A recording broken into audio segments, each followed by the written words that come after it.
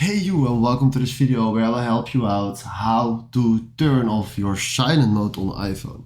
Alright, the first way how you can turn this off is by the little click button above the volume button. So if I change it right now, so put this one up, it says silent mode off. If I put that one down, so where you will see the red background behind that button, now we have the silent mode and now we turn that one off.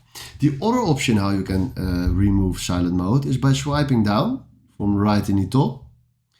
And then right here you have here the option focus. Now sometimes you turn this one on and this is the same as silence mode. Now you can turn this one on for sleep, for personal, where you can access personal focus.